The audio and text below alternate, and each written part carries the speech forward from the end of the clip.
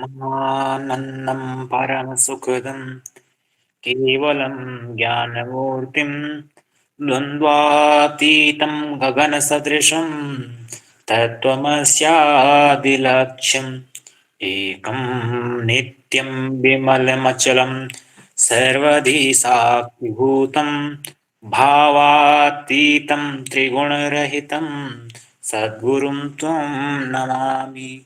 ओम हरि। हरिओम हरिओम। ओम परमात्मने नमः। तो भगवत गीता का ये अंतिम अध्याय हमारा चल रहा है और इसमें चर्चा चल रही थी कि अर्जुन पूछते हैं भगवान श्री कृष्ण से कि दो निष्ठाएं इन्होंने बताई थी पहले, तो उनमें जो इनकी छूट गई थी कि सन्यासी और ज्ञान योग जो है या त्यागी जो है, उनमें से उनका अलग अलग तत्व समझना था। जैसे आप देख रहे हैं ना, ज्ञानी सन्यासी, ज्ञानी यानी कि सन्यासी, और त्यागी जो है उनका फल आसक्ति रहित जो कर्म योग है, आप इसको दूसरे शब्दों में क्या कह सकते हो, ज्ञान योग और कर्म योग। ठीक है, उनको तत्व से अलग अलग अच्छी तरह से समझने की वो इच्छा प्रकट करते हैं यहाँ पर। तो यहाँ पर भगवान जो बताते हैं धीरे धीरे कि इनका क्या है आगे, यज्ञ तप दान, इन तीनों चीजों की चर्चा करते हुए कि शास्त्र विहित कर्म जो होते हैं उनमें आसक्ति और फल त्याग किया जाता है, उसको क्या कहते हैं। और लास्ट में हम आते आते कहाँ पर थे, यहाँ से एक बार देख लेते हैं थोड़ा सा 10वें से कि एतानी अपितु पदों से कहे गए यज्ञ दान तप आदि शास्त्र विहित कर्मों को करने में और शास्त्र निषिद्ध तथा काम्य कर्मों का त्याग करने में क्या भाव होना चाहिए। तो यहाँ पर ना 10वें में भाव बताया था कि त्रुटि रह जाती है करते हुए, क्योंकि कर तो रहे हैं शास्त्रों के अनुसार कार्य, लेकिन फिर भी कुछ ना कुछ ऐसी त्रुटि रह जाती है जो कि हम उसको करते समय, उसका प्रोसेस करते समय या इधर उधर ध्यान भटकने के समय कुछ भी ऐसा छूट जाए, तो वो भाव जो है ना, वो क्या होता है। तो इस भाव को बताते हैं। अगले में 11वें में इन्होंने क्या बताया कि भाई जब इतना सब कुछ झंझट होता है कि ये कर्म करो उसमें कमी रह गई, शास्त्रों के अनुसार करो, ये करो वो करो, तो हम कर्म ही ना करें ऐसा नहीं हो सकता है क्या। कर्मों में राग ना हो, छोड़ने में द्वेष ना हो, तो इतना झंझट क्यों करें हम। तो कर्मों का सर्वथा त्याग ही क्यों ना कर दें, तो हमसे कोई गलती नहीं होगी। जैसे होता है ना, अगर खाली अगर कोई बंदा बैठा है जो काम नहीं करेगा तो उससे कोई गलती नहीं होगी, लेकिन जो काम करेगा उससे बहुत सारी गलतियां होंगी। तो इसी चीज को कह रहे हैं कि इस शंका को दूर करने के लिए फिर आगे का श्लोक बताते हैं कि ऐसा क्यों जरूरी है, काम कर्म क्यों जरूरी है। यहाँ 11वें में बताया था क्योंकि शरीरधारी जो है ना, काम इसलिए जरूरी है कि उसका शरीर है, और शरीर है तो शरीर के साथ में उसके कुछ कर्म होते हैं जो कि बहुत जरूरी होते हैं, नित्य कर्म है, नैमित्तिक कर्म है, ऐसे ऐसे। क्योंकि शरीर का निर्वाह, इसमें पेट भी भगवान ने दिया हुआ है जिसके अंदर भूख भी लगती है। तो भूख लगती है तो उसके लिए उसको क्रिया कुछ करनी पड़ेगी, और फ्री में कुछ होता नहीं है, तो इसीलिए कर्म करना ही पड़ेगा। तो शरीरधारी जो भी हुआ उसको जो है ना, कर्म का त्याग उसका जायज नहीं है। कर्म फल का त्याग वो कर सकता है, इसीलिए वो त्यागी कहा जाता है। तो 11वें श्लोक में इन्होंने इस बात की चर्चा की। आज यहां से करेंगे 12वें श्लोक से कि पूर्व श्लोक में कहा गया कि कर्म फल का त्याग करने वाला ही वास्तव में त्यागी है। अगर कर्म फल का त्याग न करें तो क्या होता है। अब इसका भी फल बताते हैं कि कर्म का फल का त्याग नहीं हुआ तो क्या होगा। हाँ जी परवेश जी। जी मैम। अनिष्टमिष्टं मित्रं च त्रिविधं कर्मणः फलं भवत्या त्यागिनां प्रीत्या न तु सन्न्यासिनां क्वचित्। हाँ, सन्यासी नाम क्वचित।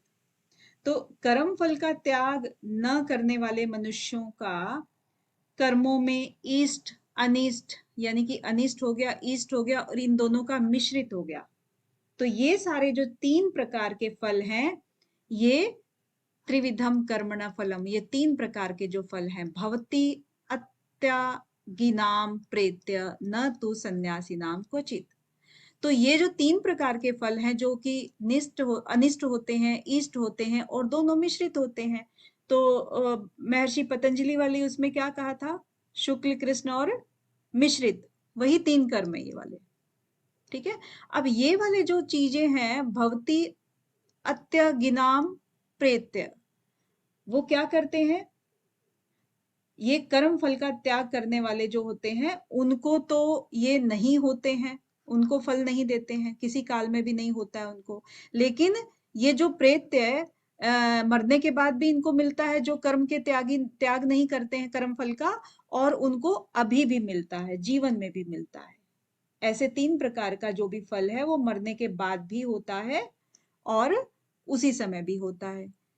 क्योंकि कुछ कुछ ऐसे कर्म होते हैं ना जो उसी समय भी फल मिलता है, कुछ कुछ ऐसे होते हैं कुछ समय के बाद मिलता है, कुछ ऐसे होते हैं जो कि आप कर्म कर दो और आपका आने वाला जो है ना भविष्य, भविष्य का मतलब वो फिर अगले जन्म पे भी चला जाता है, वैसा भविष्य। तो उसमें भी कर्म के आपको फल मिल सकते हैं। वो जो त्याग नहीं करते उनके लिए है। न तो सन्यासी नाम क्वचित, और सन्यासियों के लिए जो त्यागी हैं उनके लिए वो कभी भी कर्म का फल नहीं बनेगा। यहां पर यही कहना चाह रहे हैं। ठीक है। तो इसमें थोड़ी सी, खैर लंबा जाएगा ये वाला, इसीलिए कल हमने इस पे चर्चा नहीं की थी। अब कर्म की बात अगर हम कर रहे हैं यहाँ पर, तो कर्म में क्या होता है ना, कर्म कितने प्रकार से कार्य करते हैं और भगवत गीता में कितने प्रकार के कर्म बताए गए हैं, एक बार रिपीट कर देंगे जरा संगीता जी, बताइए। आपने हैंड रेज किया है। 3 हम प्रकार के, 3 प्रकार के होते हैं। हाँ कौन कौन से हैं, नाम बताइए जरा। सुकृत कर्म, विहित कर्म और एक हाँ और शुक्ल कृष्ण तो उसमें है। हाँ, कौन कर्म, कौन? अकर्म और विकर्म। कर्म नंबर 1, दूसरा अकर्म और विकर्म। अकर्म, अकर्म, और विकर्म। विकर्म। भगवत गीता के अनुसार आपके ये कर्म बताए गए हैं, कौन से अध्याय में है? कौन से अध्याय में है? 7 में है मैम। आई थिंक ये 4/17 होगा या कोई और होगा, देख लीजिएगा। ठीक है। तो ये 3 प्रकार के कर्म आपके बताए गए हैं, और ये कर्म जो है ना किस प्रकार कार्य करते हैं, आज थोड़ी सी चर्चा इसके ऊपर कर लेते हैं, किस तरह से कार्य करते हैं। अब इनमें भी देखिए 3 तरह के कर्म 3 तरह से कार्य करते हैं। एक तो हो गए क्रियमाण कर्म, क्रियमाण, और दूसरा संचित कर्म और फिर प्रारब्ध कर्म, यही होते हैं संचित और प्रारब्ध। ये 3 प्रकार से होते हैं। अब क्रियमाण क्या होते हैं? क्रियमाण कर्म, क्रियमाण जो है वो जो वर्तमान में जो ये हम फल कर्म कर रहे हैं हम वो भोग रहे क्रियमाण हैं। कर्म कहलाते हैं। ठीक है। जो हम अभी कर्म कर रहे हैं वो क्रियमाण कहलाते हैं, क्योंकि नए संस्कार बन रहे हैं वो वाले। तो वर्तमान से पहले इस जन्म में किए हुए, या फिर पहले जब हमने किए थे जिससे हमें मनुष्य जन्म में प्राप्त हुआ है, तो वो किसके कारण हुआ है? संचित कर्मों के हिसाब से। जो हमारे पहले कर्म करके और संचित हो गए थे, एक जगह पे इकट्ठे हो गए थे, उनके अकॉर्डिंग जो हमारे पुण्य पाप के जो फल थे उसके अकॉर्डिंग हमें ये जन्म मिला है। ठीक है। और फिर अब जब ये परिस्थिति के हिसाब से या कोई भी चीज हमारी सामने आती है, अनुकूल परिस्थितियां आती हैं, कभी प्रतिकूल परिस्थितियां आती है ना, सुख दुख जो अचानक से आ जाते हैं, वो फिर किसके कारण आते हैं? प्रारब्ध के कारण आते हैं। राइट। इन तीनों में थोड़ा सा ये डिफरेंस है। अब क्रियमाण को थोड़ा सा और डिटेल से देख लेते हैं। थोड़ा सा क्रियमाण क्या है, बताया था ना कि अभी जो हम वर्तमान में कर्म कर रहे हैं उसको क्रियमाण कहते हैं। अब क्रियमाण कर्म जो है ना वो किस तरह से कार्य करता है, कोई कुछ कहना चाह रहा है? वो इस तरह से कार्य कर रहा है क्रियमाण कर्म। एक तो वो कर रहा है कि फल उसका आता है, क्योंकि हम जो कर्म कर रहे हैं तो जाहिर सी बात है फल तो उसका बनेगा। फल की इच्छा रखें या ना रखें, लेकिन कोई भी अगर हमने क्रिया की तो उसका फल तो बनेगा ना, परिणाम तो देगा। और दूसरा जो उसका आता है एक संस्कार के रूप में बैठ जाता है हमारे, क्योंकि हम कोई भी चीज को काम करेंगे तो हम एक्सपर्ट कहलाएंगे थोड़े से और जाने के बाद, टाइम जाने के बाद, तो वो हमारे संस्कार में बैठ जाएगा। बैठेगा कि नहीं? दो तरह हो गए इसके, दो प्रकार हो गए। प्रकार मतलब इसकी और शाखाएं निकल रही हैं। क्रियमाण करने से एक तो हमें फल की प्राप्ति होती है और दूसरा संस्कार बनते हैं। ठीक है, मोटे तौर पर। अब फल की प्राप्ति में भी आगे देखिएगा, फल की प्राप्ति कैसे कैसे होती है। एक तो होती है दृष्ट, यानी कि जब जिसको हम देखते हैं, और एक होती है अदृष्ट, जो हमें दिखाई नहीं पड़ते हैं। दो तरीके से हो गई। अब दृष्ट में भी हम आगे देखें कि एक तो हमें तुरंत जो है ना वो चीज दिखाई पड़ जाती है, तुरंत फल दिखाई पड़ गया, किसी ने क्वेश्चन पूछा तुरंत रिप्लाई मिल गया, तो वो एक आपने क्रिया की थोड़ी सी, या तुरंत आपको रिजल्ट मिल गया। ठीक है। और एक होता है अदृष्ट, मतलब तात्कालीन के बाद, तुरंत के बाद फिर वो कालांतर हो गया, यानी कि थोड़े समय के बाद आपको उसका फल मिला। और अदृष्ट में आपका क्या हुआ? अदृष्ट में जो चीज दिखाई नहीं दे रही है फिलहाल, तो उसमें एक आपका आता है लौकिक और एक आता है आपका परलौकिक। ठीक है। तो ये इस तरह से क्रियमाण कर्म कैसे कार्य कर रहे हैं उसकी बात कर रहे हैं अभी। तो शुभ अशुभ जो भी आपको इसका मिलता है, प्रत्येक इसका जो क्रियमाण कर्म का एक फल मिलता है, अंश मिलता है, संस्कार जो अंश होते हैं और एक फल अंश होता है, ये दोनों क्या है? अलग अलग प्रकार के हो गए। और इसके अंदर भी आगे जो दो भेद हो गए, कालांतर हो गया इसके बाद, और तुरंत वाला हो गया, दृष्ट हो गया और अदृष्ट हो गया फल के अंदर भी। तो अब अदृष्ट के अंदर भी आपका क्या हो गया? लौकिक और परलौकिक हो गया। राइट। तो आप ये आई होप इनके एग्जाम्पल्स भी सब समझ रहे होंगे कि कौन कौन से एग्जाम्पल इनके अंदर आ सकते हैं। ठीक है। मैम, प्रारब्ध कर्म वो भी नहीं हो सकता जो क्रियामान कर्म के से जो बन रहा है ना हमारे भविष्य के लिए कर्म, उसको प्रारब्ध नहीं बोलेंगे हम? नहीं, प्रारब्ध उसको बोलेंगे जो आपका अचानक से, कई बार होता है ना प्रॉफिट हो जाता है आपके, या अचानक लॉस हो जाता है, रीजन आपको पता नहीं लग रहा है क्या हुआ। प्रॉफिट लॉस का मतलब है अनुकूल परिस्थितियां और प्रतिकूल परिस्थितियां। तो अचानक से कुछ जी भी मैम। हो गया तो वो प्रारब्ध के अंतर्गत आता है। संचित कर्म जो होते हैं, संचित के अंदर से ही प्रारब्ध निकलता है।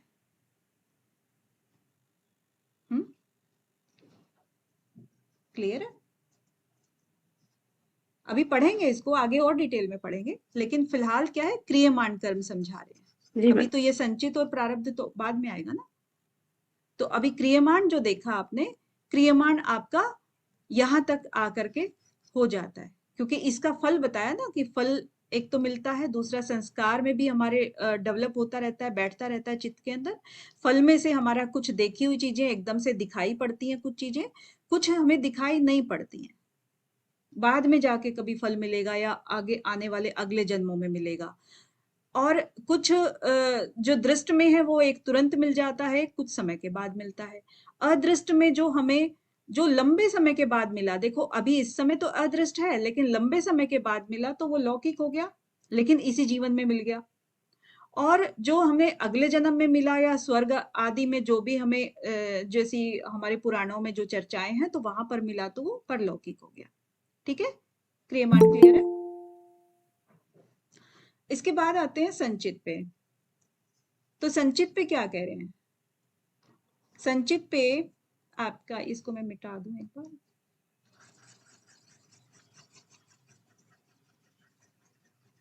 कभी कभी ना संचित में और प्रारब्ध में डाउट सा रह जाता है कि क्या है ये, लगभग ऐसा ही दिख रहा है, तो भाई पुराने जन्मों के किए हुए कर्म हैं और वही पे हैं, यही प्रारब्ध होता है, ये संचित होता है। हाँ,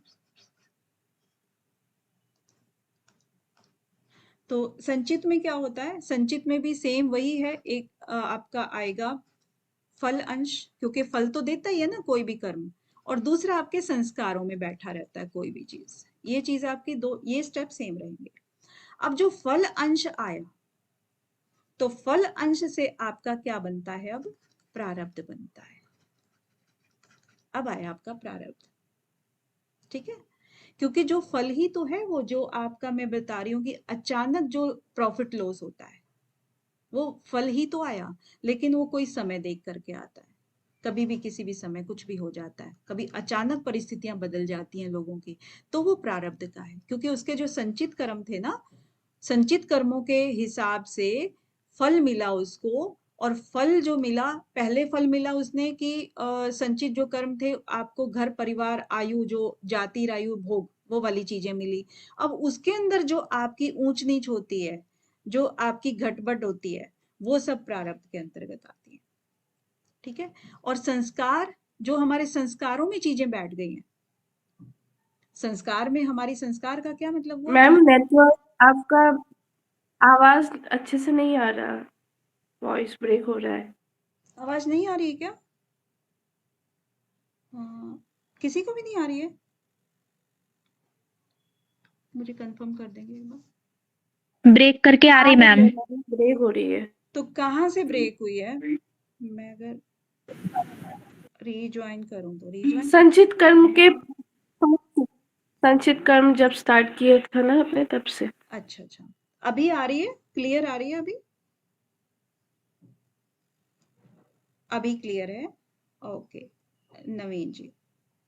तो संचित कर्म को फिर से एक बार देख लेते हैं। संचित कर्म देखिए, संचित कर्म क्या होते हैं कि जो आपके पुराने जन्मों के किए हुए जो कर्म हैं वो एक जगह जो रहते हैं, वो अंतःकरण के अंदर रहते हैं। ये सारे संचित कर्म अंतःकरण में जो रहेंगे, और वो दो प्रकार से कार्य करेंगे आपके। एक तो आपका कोई फल देगा, फल किस रूप में देगा? जाति आयुर्भोग, ठीक है, वो वाली हिसाब से फल देगा। क्योंकि आप जहां पैदा होगे, किन परिस्थितियों में पैदा होगे और कैसे होगे, वो आपके संचित कर्म का नतीजा है, ठीक है। और उसके बाद एक इसका जो फल या उसका एक प्रभाव पड़ता है, वो पड़ता है संस्कारों पर। शिवी जी, क्या क्लियर नहीं हुआ आपको? मैम वॉइस क्लियर अच्छा, नहीं वॉइस आ रही, ब्रेक करके आ रही है। अभी भी ब्रेक करके आ रही है? जी मैम। जी मैम, आप जब एक्सप्लेन करते हैं तभी ब्रेक होता है। अच्छा, तो फिर मैं एक बार एग्जिट करके वापस में आती हूँ। हाँ,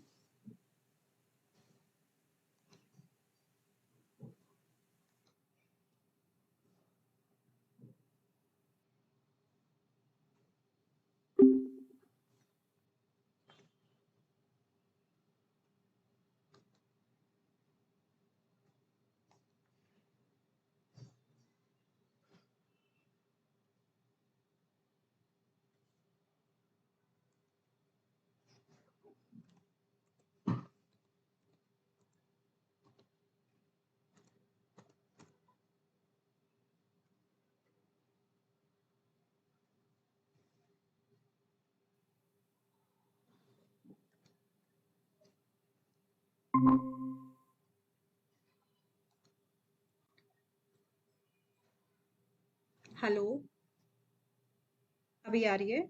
ठीक आ रही है आवाज? हेलो, जी मैम आ रही है। अभी जी मैम। अभी ठीक आ रही है? एक्सप्लेन करेंगे तब पता लगेगा है। ओके, तो चलिए, ये हम संचित कर्म कर रहे थे। देखना ठीक आ रही है कि नहीं आ रही है, हाँ बताना। संचित कर्म हम कर रहे थे। संचित कर्म में बोला था कि जो भी हमारे पूर्व जन्म के बहुत सारे मनुष्य जन्म जितने भी हमने लिए हैं, उन सब में किए गए जितने कर्म हैं जो अभी तक फल नहीं दिया है, तो वो संचित होकर के पड़े हुए हैं। और वो कहाँ पड़े हुए हैं? अंतःकरण में, ठीक है। तो उनको संचित कर्म कहते हैं। क्लियर है ना आवाज अभी? जी मैम। ओके, तो अब इस संचित कर्म, ये दो प्रकार से फिर इसकी दो ब्रांचेस आ जाती हैं। एक तो वो संचित कर्म जो कि फल देता है आपके सुख सुविधाएं भोग किसी भी तरह का जो फल दिया जिसने, और एक होता है आपका संस्कार बनाता है। संस्कार का मतलब एक बताया था कि हैबिट टाइप की जो चीज होती है ना, आपके अंदर का जो भी आपकी भावनाएं हैं वो आपके संस्कारों पे ही डिपेंड करती हैं सारी। तो दो चीजें हो गई, एक आपका फल दिया, दूसरा आपका संस्कार बनाया। ठीक है, क्योंकि पिछले जन्मों में जिस तरह के आपने कार्य किए होंगे वो आपके अंतःकरण में बैठ गए हैं, संस्कारों में बैठ गए हैं। तो अभी आप उसी तरह का बिहेव करेंगे। किसी को मजाक पसंद होता है, किसी को नहीं होता है, और कोई बहुत शरारती होता है, कोई बहुत शांत होता है। तो इस तरह के जो संस्कार होते हैं ना, वो पिछले जन्मों के संस्कार होते हैं। इसके बाद हम बात करते हैं कि फल, फल का मतलब है जो यहाँ पर फल दे दिया जाति आयु भोग के हिसाब से, कि किस किस तरह से वो पैदा हुआ, किस जाति में हुआ, किन परिस्थितियों में हुआ, या उसका आज जो है ना कि लाइफस्टाइल क्या है, उस तरीके से उसके अंदर जो फिर आगे जीवन जीते समय जब उसको कोई भी लाभ हानि होती है या कोई भी उसकी अनुकूल प्रतिकूल परिस्थितियां आती हैं, तो वो प्रारब्ध के अंतर्गत आती हैं। ठीक है, वो प्रारब्ध होता है उसका, किसी भी चीज का या किसी भी उसके प्रिय का अचानक से चले जाना, उसका शोक में आ जाना, या बहुत अच्छी बहुत ज्यादा खुशी मिल जाना, तो वो ऐसी ही कोई भी परिस्थिति, ठीक है, तो वो प्रारब्ध की होती है। और संस्कार से क्या कहते हैं कि संस्कार से हम बिहेव करते हैं, और उसको दूसरे शब्दों में हम क्या करते हैं, नए संस्कार भी, क्योंकि इससे तो हम क्या करेंगे, आचरण करेंगे ना, और आचरण का मतलब है क्रिया करना। तो मतलब हम जो अब कर रहे हैं आचरण, तो वो नए संस्कार बनाएंगे, नई चीजें बनाएंगे, मतलब नए कर्म बनाएंगे। तो उसको क्या कहते हैं, स्फूर्णा, एक तरह से ये आप कह सकते हो स्फूर्णा। तो ये जो स्फूर्णा है ये निकलती है। स्फूर्णा का मतलब है कि छोटे छोटे जो पतंगे होते हैं कई बार, उसको कहते हैं ना स्फूर्णा, यानी कि छोटे छोटे। अब कोई भी ऐसी चीज जो कि आपकी हैबिट यहाँ इस जन्म में कोई है, लेकिन क्योंकि हम संचित कर्मों की बात कर रहे हैं, और यहाँ पर हमारे पूर्व जन्मों में कोई और ऐसी चीज रही होगी जो बीच बीच में कभी कभी उभर के आ जाती है। वैसे वो बंदा शांत है या कुछ है ज्यादा करके, लेकिन फिर भी बीच बीच में मजाक करने का आदी है। तो वो जो चीज है ना बीच बीच में जो उठ के आती है, तो वो उसको स्फूर्णा बोलते हैं, कि कभी कभी वो चीज उभर के आ जाती है। ठीक है, तो संस्कार में वो चीज आती है संचित कर्मों के हिसाब से।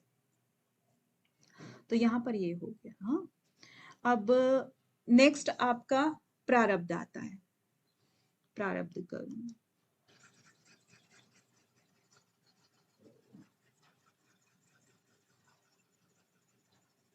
टाइम ज्यादा तो नहीं लग रहा है, जल्दी जल्दी भागना है।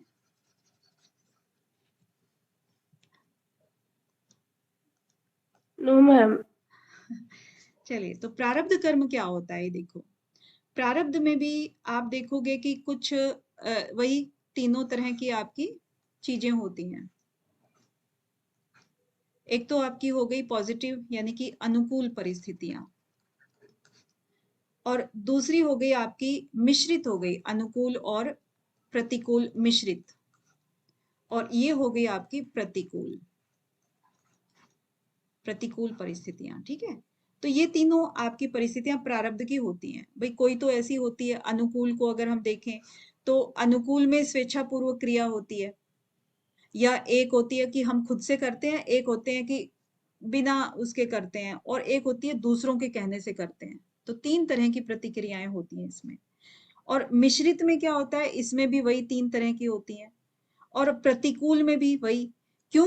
क्योंकि क्रियाएं होती ही ऐसे हैं, या तो आप खुद से करोगे, या बस मन नहीं कर रहा है लेकिन बस करना है, जरूरी काम है।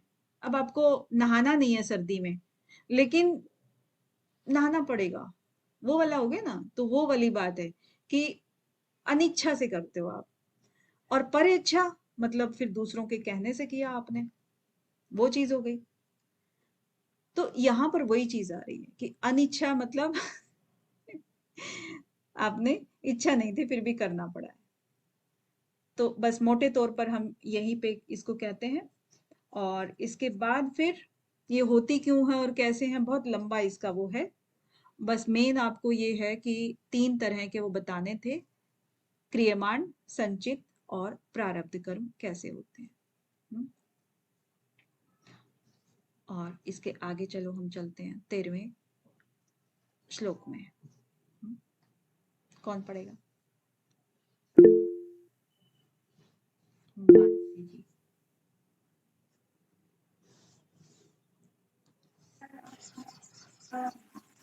पंचेतानि महाबाहो कारणानि निबोध मे सांख्ये कृतान्ते प्रोक्तानि सिद्धये सर्वकर्मणाम्। हाँ जी, संगीता जी। संगीता जी। पञ्चैतानि महाबाहो कारणानि निबोध मे सांख्ये कृतान्ते प्रोक्तानि सिद्धये सर्वकर्मणाम्। तो यहाँ पर क्या कह रहे हैं कि जिस प्रकार कर्म योग में कर्मों का अपने साथ संबंध नहीं रहता, ऐसे ही सांख्य सिद्धांत में भी कर्मों का अपने साथ किंचित मात्र भी संबंध नहीं रहता। तो इसका विवेचन कर रहे हैं यहाँ पे कि पंच एतानी महाभावो कारणानि निबोध में, यानी कि हे महाभाव, कर्मों का अंत करने वाले यानी संपूर्ण कर्मों की सिद्धि के ये जो 5 हेतु बताए हैं, बहुत इंपॉर्टेंट है। ठीक है, 5 जो हेतु बताए हैं कर्मों का अंत करने के लिए, ये जो उपाय हैं, ये सांख्य शास्त्र में कहे गए हैं, उनको तू मेरे से भली भांति सुन। तो सांख्य सिद्धांत मतलब सांख्य में इनको कहा गया है कृतांते। ठीक है, यहाँ पर कर्मों का अंत करने वाले कृतांते प्रोक्तानि कहे गए हैं, सिद्धे सर्वकर्मणाम। तो वो कर्मों की सिद्धि करने वाले हैं, संपूर्ण सिद्धि करने वाले हैं, तो इसीलिए इनको तू मेरे से सुन, ये कह रहे हैं। क्या अब इसमें क्या निकल के आया है आपका? कर्मों की सिद्धि करने वाले 5 हेतु, ये क्वेश्चन आपका 5 हेतु कर्मों की सिद्धि करने वाला। तो संपूर्ण कर्मों की सिद्धि वाले 5 हेतु कौन कौन से हैं, अब ये बताएंगे। हाँ जी, कौन बताएंगे?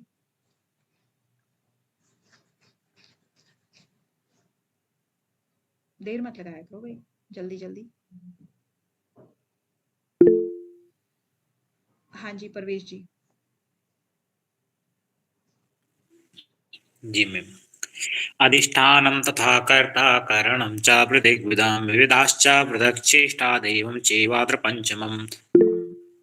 तो क्या क्या है इन सब में? कर्मों की सिद्धि में जो हम पीछे कह रहे थे कि कर्मों की सिद्धि के 5 हेतु थे, ये जो लिखा है कर्मों की सिद्धि के 5 हेतु, ये वाला ये क्वेश्चन है और इसके आंसर आएंगे अभी यहाँ पर। तो इस विषय में यानी कि कर्मों की सिद्धि में अधिष्ठान, कर्ता तथा भिन्न भिन्न प्रकार के करण, नाना प्रकार की अलग अलग चेष्टाएं और वैसे ही 5वां हेतु दैव है। तो सबसे पहला क्या हो गया? अधिष्ठान, कर्ता, करण और चेष्टाएं और दैव, ये 5वां हो गया। 5 हेतु हो गए, हो गए ना? अधिष्ठान, कर्ता, करण और चेष्टा, क्योंकि इन सब की अलग अलग चेष्टाएं भी तो हैं, तो वो 5, उनके जो 5वां हेतु वो दैव है, यानी कि किसी दैव की शक्ति के द्वारा ये होते हैं सब चीजें। ये 5 हेतु हो गए कर्म की सिद्धि। ठीक है, नेक्स्ट। इसको डिटेल तो जरूरत नहीं ना इसकी, यह है? कर दीजिए मैम डिटेल। चलिए ठीक है। अधिष्ठान क्या है? अधिष्ठान सबसे पहले देख लेते हैं। अधिष्ठान होता है शरीर, और जिस देश में ये शरीर स्थित है वो अधिष्ठान है। ये दोनों यानी कि शरीर और जहां पर ये शरीर है उसको अधिष्ठान बोला है, राइट? कर्ता, कर्ता क्या है? जो संपूर्ण क्रियाएं हैं प्रकृति की या प्रकृति के कार्यों द्वारा ही होती हैं। तो ये चाहे क्रियाएं समिष्ट हो या ये क्या होते हैं, समष्टि और व्यष्टि, यानी कि पूरे एनलार्ज उस पे हो या फिर हमारे छोटे से जगह पे हो। ठीक है, तो समष्टि और व्यष्टि दोनों ही तरह की जो क्रियाएं हैं ये इसके अंदर कर्ता के अंदर शामिल है। और इन क्रियाओं का जो कर्ता है वो स्वयं नहीं है, केवल अहंकार से मोहित अंतःकरण वाला और जिसको चेतन और जड़ का ज्ञान नहीं है, ऐसा अविवेकी पुरुष ही सब जब प्रकृति से होने वाली क्रियाओं को अपनी मान लेता है तब वो कर्ता बनता है। राइट ना? कर्ता कौन है? जो अहम भाव से ये सोचता है कि ये सब मैं ही कर रहा हूं, उसको कर्ता मान लेता है, तो वो कर्ता बन जाता है। तो ऐसा कर्ता ही कर्मों की सिद्धि में हेतु बनता है, तो वही कारण भी बनेगा फिर। क्योंकि जो ये कह रहा है कि ये मैं हूं, मेरा है, तो जब वही डिसाइड कर लेगा कि मुझे अपने स्वरूप में स्थित होना है, तो फिर वो कर्ता बन गया ना, वो कर्ता। करणम, अब किससे करेगा? कुल 13 करण है। कितने करण है टोटल? 13 करण बताए गए हैं ना, पाणी, पाद, वाक, उपस्थ और पायु। ये 5 कर्मेंद्रियां, और श्रोत, चक्षु, त्वक, रसना और घ्राण, ये 5 ज्ञानेंद्रियां। तो ये तो हो गए आपके बहिकरण, और 3 हो गए आपके अंतःकरण। कौन कौन से? मन, बुद्धि और अहंकार। तो 13 करण हो गए। ये सारे पृथक विधम, ये सब अलग अलग जाने जाते हैं। और आगे क्या है? विविधाश्च पृथक चेष्टा। अब इन 13 करणों की अलग अलग चेष्टाएं हैं, अलग अलग क्रियाएं हैं। जैसे पानी की क्या है? पानी मतलब हाथ। हाथ का मतलब क्या हो गया? हाथ से आप कोई भी क्रिया करते हो, आदान प्रदान करते हो। पाद, पाद का मतलब आना जाना, है ना? और वाक, वाक का मतलब बोलना। और उपस्थ, मूत्र त्याग करना। पायु मतलब वही मल त्याग करना। और श्रोत का मतलब सुनना। चक्षु का मतलब देखना। त्वक का मतलब स्पर्श करना। तो रसना का मतलब चखना। घ्राण का मतलब सूंघना। मन, मनन करना। बुद्धि, निश्चय करना। और अहंकार, मैं ऐसा हूं, मैं ऐसा भी हूं, वैसा भी हूं, ऐसा ऐसा। तो वो अहंकार का हो गया। तो हो गए ना पृथक पृथक सबकी चेष्टा। और दैव, दैव का मतलब कर्मों की सिद्धि में 5वां जो हेतु है वो दैव है। अब दैव का नाम संस्कार जो आपके अंदर है, यानी कि मनुष्य जैसा कर्म करता है वैसे ही संस्कार उसके अंतःकरण पर पड़ जाते हैं। हाँ? अब शुभ अशुभ जितने भी जैसे उसने कर्म किए हुए हैं उसी के अनुसार वो आगे कर्म करने के लिए, वो जो अभी स्फूर्णा बताई थी ना आपको, स्फूर्णा, वो स्फूर्णा का मतलब यही है। क्योंकि जो इच्छा आपकी होती है अंदर से कि मैं ये चीज करूं, मुझे ये चीज पसंद है, तो वो स्फूर्णा ही तो उठ रही है आपकी। तो वो स्फूर्णा जिसकी जैसी होगी वैसे ही वो आगे क्रियाएं होंगी। तो कर्मों की सिद्धि में वही सब काम आता है, यही सब चीजें, अधिष्ठान, कर्ता, करण, चेष्टा और दैव। ठीक है, क्लियर? अब यहां पर जो कर्ता है, कर्ता के अंदर जो अहंकार होता है वो अपरा प्रकृति का पार्ट है। अपरा मतलब जो प्रकृति के अंदर आ गया, और जीव जो होता है वो परा प्रकृति के अंदर आ गया। तो अब जो कर्ता है यहाँ पर, कर्ता को हम क्या समझेंगे? हल्का सा डाउट आता है कि नहीं आता है कि भाई बाकी सब तो चीजें ठीक है, प्रकृति की हैं बाकी सब चीजें, लेकिन ये कर्ता और जीव में क्या फर्क है? बता सकते हैं कोई?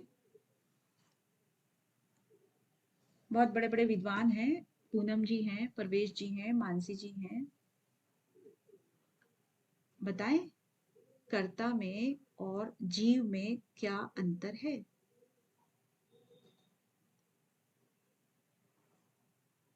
सो गए सब? कर्म में बुद्धि, मैम कर्ता मैम प्रकृति हमारे में चेतना का स्तर अलग अलग रहता है ना मैम, बुद्धि का स्तर। जो अपने आप को कर्ता समझ रहा है, मतलब मैंने कहा ना अभी कि जो आपके अंतःकरण में जो अहम भाव है, जो अहम भाव है कि मैं ऐसा हूं, मैं वैसा हूं, तो वो जो करता है वो प्रकृति के अंदर है, क्योंकि अहंकार के वश होकर के कह रहा है वो। अहंकार किसके अंदर है? प्रकृति के अंदर है, क्योंकि अंतःकरण का हो गया ना वो पार्ट। जीव जो है वो आपकी प्रकृति से परे है, उसको क्या कहते हैं? पर प्रकृति। और ये किस में आ गया? अपर में आ गया। तो ये परा प्रकृति और ये अपरा प्रकृति में आ गया। इन दोनों में ये डिफरेंस है। जीव जो है वो आपका वो जो मैम आत्मा है ना, जी आप अपन लोग कैसे है सर? जीव और आत्मा एक ही बात है। जिस आत्मा का हम सांख्य योग में पढ़ के आए हैं वही जीव है। ये जीव हमेशा चलता रहता है। जब वो शरीर धारण करता है तब वो कर्ता बनता है, नहीं तो वो कर्ता नहीं है। इसमें कृतृत्व भाव नहीं होता है। जानते हो ना, परमात्मा में और जीव में ज्यादा डिफरेंस नहीं है। समझ रहे हैं? कोई डाउट? किसी को कोई डाउट है?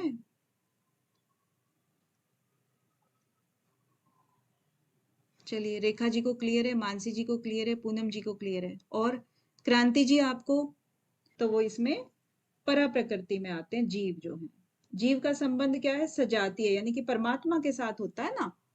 जीवात्मा परमात्मा, तो वो सजातीय। और कोई भी जो है ना, जो अलग अलग जाति की चीज होती है वो एक दूसरे से मेल नहीं खाती हैं, उससे उसका कोई कंपैरिजन नहीं होता है। कंपैरिजन किसके साथ में होता है? जो सजातीय चीजें होती हैं।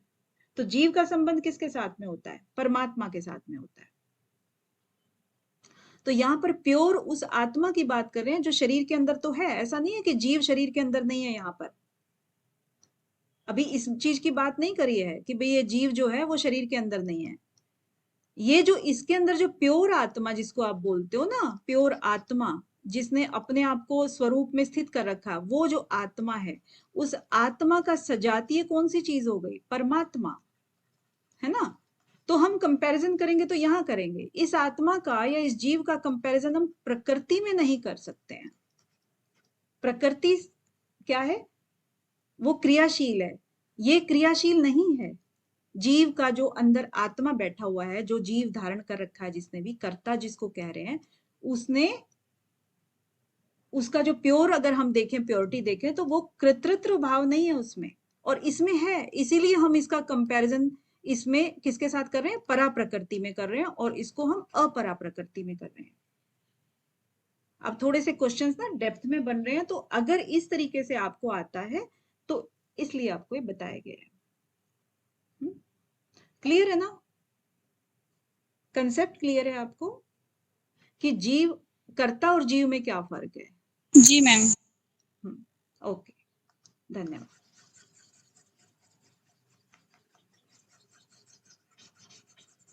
तो अभी आपके हो गए कर्मों की सिद्धि के 5 हेतु। ठीक है, नेक्स्ट 15वां कौन पढ़ रहा है? जल्दी से, मानसी जी।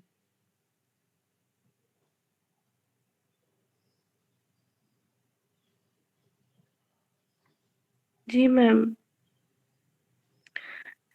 शरीर वांगम मनोभिर्यत् कर्म प्रभते नरः न्यायं वा विपरीतं वा पंचते तस्य हेतवः।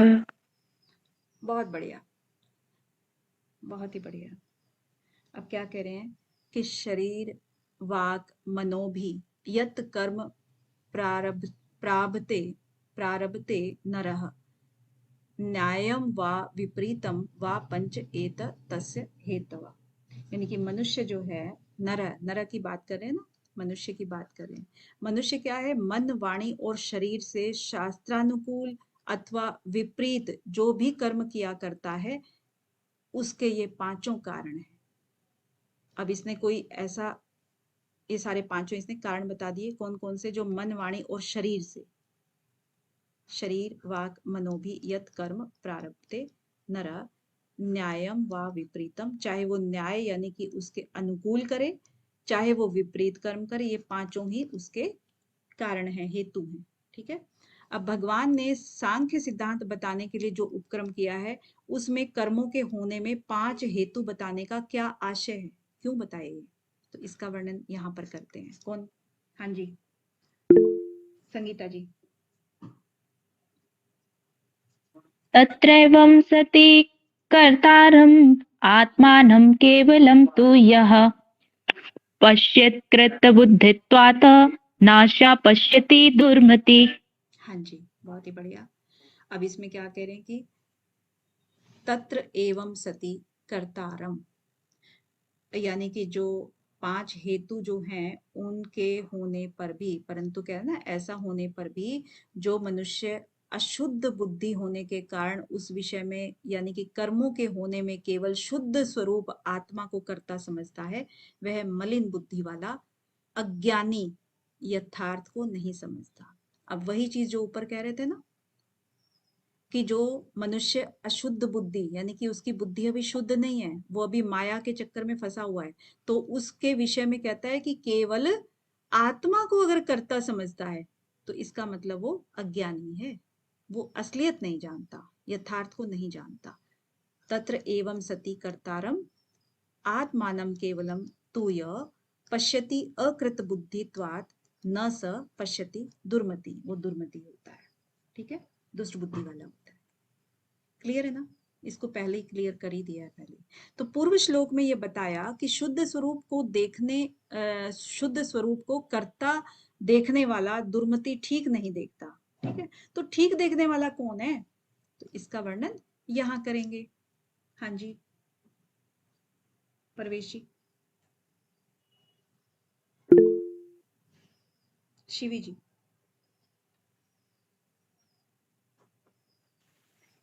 यस्य नाहंकृतो भावः बुद्धिः यस्य न लिप्यते हत्वापि स इमान् लोकान् न हन्ति न निबध्यते।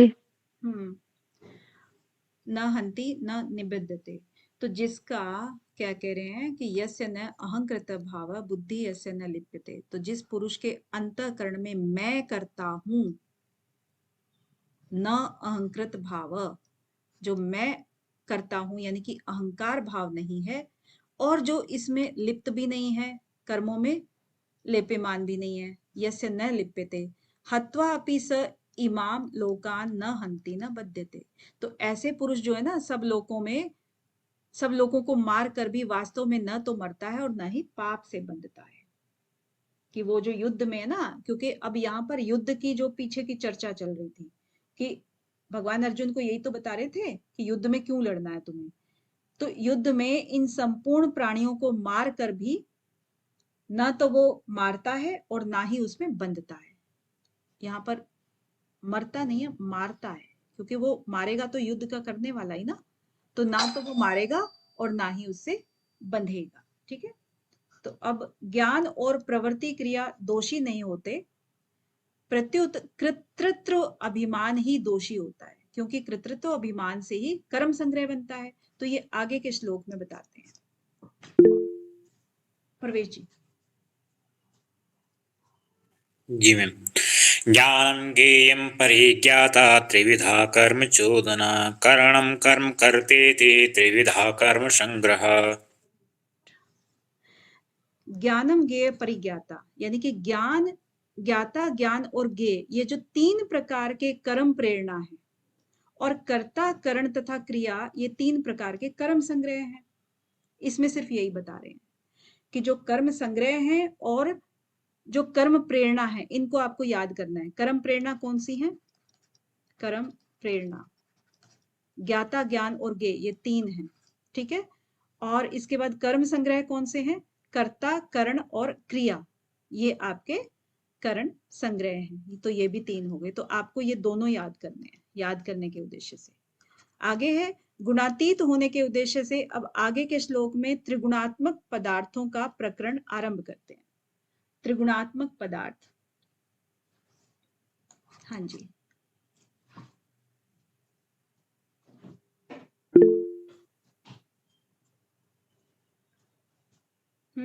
हाँ जी प्रवेश जी, कोई उठा ही नहीं रहा है क्या? जी मैम। ज्ञानं कर्म च कर्ता च त्रिविधे गुणभेदतः प्रोच्यते गुणसंख्यानि यथा वच्छृणुतान्यपि।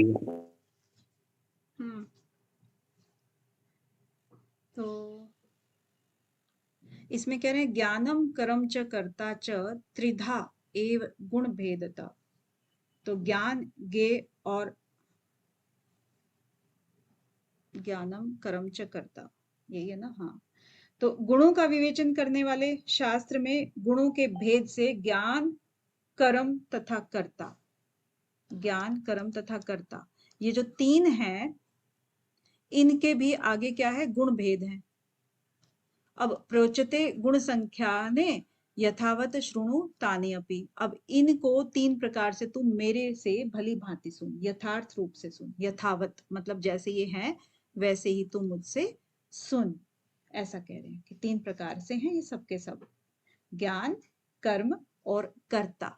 ये भी तीन आपको देखने हैं और इनके फिर आगे आप ध्यान रखना, जो जो चीज मैं लिख रही हूँ ना उसको, ज्ञान, कर्म और कर्ता, इनको तीन तीन प्रकार से कहेंगे। अब भगवान सात्विक ज्ञान का वर्णन करते हैं। मानसी जी। जी मैम। सर्वभूतेषु येनेकं भावमव्ययमीक्षते अविभक्तं विभक्तेषु तज्ज्ञानं विद्धि सात्विकम्।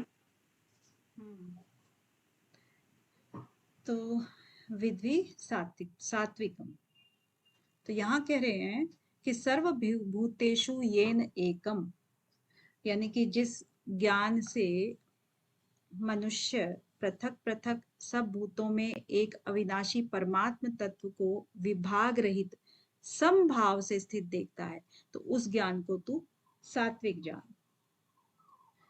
मतलब जिस ज्ञान के द्वारा, कैसे जिस साधक को जो ज्ञान हो गया है संपूर्ण विभक्त प्राणियों में, जितने भी प्राणी, बहुत तरह के जो प्राणी हैं उनमें, तो सबको विभाग रहित देखता है, यानी कि सबके अंदर वही जीवात्मा देखता है, भगवान का अंश देखता है। तो अविनाशी, यानी कि उसको तू ऐसा समझ कि ये कभी, ये अविनाशी है, ये समाप्त नहीं होने वाला है, एक ही अविनाशी भाव सत्ता को देखता है। यानी कि जो परमात्मा है, बेशक वो सभी जीवों में है, अलग अलग है, लेकिन वो है एक ही अविनाशी है। तो उस ज्ञान को तू अगर कोई ऐसा समझता है तो उसको हम सात्विक ज्ञान जानेंगे, क्योंकि सब में वो समरूप से देख रहा है, ऊंच नीच की दृष्टि से नहीं देख रहा है। ठीक है, आगे राजस ज्ञान। राजस ज्ञान, शिवी जी। पृथक्त्वेन पृथक्त्वेन तु यज्ञानं नानाभावान् पृथक् अद्विधान् वेत्ति सर्वेषु भूतेषु तच्च ज्ञानं विद्धि राजसम्। हाँ जी, तो अभी इसमें क्या कह रहे हैं कि पृथक्त्वेन मतलब अलग अलग, तू यत ज्ञानम नाना भावान पृथक्वान, मतलब जो ज्ञान अर्थात जिस ज्ञान के द्वारा संपूर्ण मनुष्य या संपूर्ण भूतों में भिन्न भिन्न प्रकार के नाना भावों को अलग अलग जानता है। अब पहले क्या था, वो एक जान रहा था, अब यहाँ पर अलग अलग जान रहा है, तो उसको तू राजस जान, क्योंकि यहाँ पर क्या है, नाना भावान पृथक विधान, अलग अलग भावों को अलग अलग जान रहा है। वेति सर्वेषु भूतेषु, जो कि सभी भूतों में सभी प्रकार से अलग अलग है, तत् ज्ञानम विधि राजसम, तो उसको राजस जानना है। अब जैसे साधारण मनुष्य शरीर में अपने को व्यापक मानता है, और ऐसे ही साधक संसार में परमात्मा को व्यापक मानता है, तो शरीर और संसार एक ही है, ऐसे अगर स्वयं और परमात्मा एक है, ये जो दृष्टि है ये किसकी है, सात्विक दृष्टि है। और अगर क्रिया और पदार्थ यानी कि दोनों के दोनों सत्ता को लेकर के उसके साथ राग पूर्वक संबंध जोड़ते हैं कि भाई ये अलग है वो अलग है, ये अमीर है ये गरीब है, तो वो राग पूर्वक हो गया ना, तो उसको राजस मानते हैं। अब तामस ज्ञान की बात करते हैं। हाँ जी परवेश जी।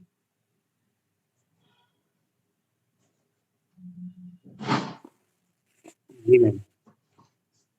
यत्तु कृतन्वेद कस्मिन् कार्ये सत्तमहेतुकम्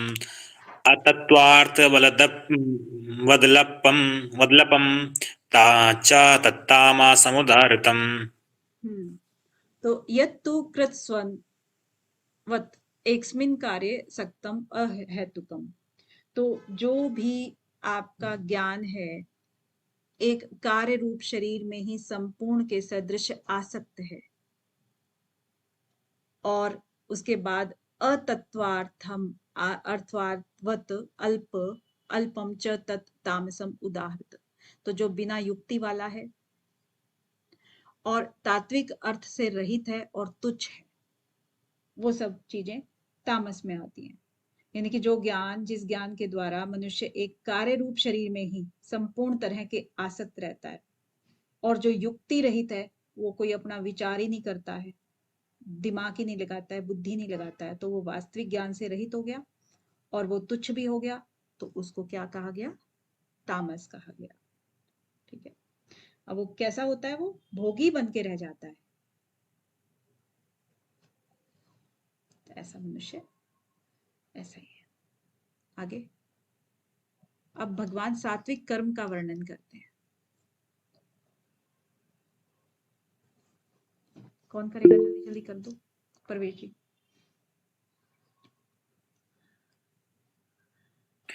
जी मैम। नियतं संगरहितमारागद्वेषतः कृतं अफलप्रेप्सुना कर्म यत्त सात्विकमुच्यते। तो जो कर्म क्या है? नियत और संग्रहित। नियत मतलब शास्त्र की विधि के अनुसार से किया जाए, और संग्रहित मतलब जो आसक्ति रहित या कृतृत्व भाव के अभिमान से रहित होकर के किया जाए, और अराग द्वेष उसमें ये भी ना हो। तो वो जो किए गए कर्म है अफल प्रपेप्सुना, यानी कि जो फल की प्राप्ति की इच्छा से रहित होकर के जो कर्म किए जाते हैं, यत तत् सात्विकम उच्यते। तो ऐसे कर्मों को क्या कहते हैं? सात्विक कहा जाता है। उसके बाद राजस कर्म, मानसी जी। Yes ma'am.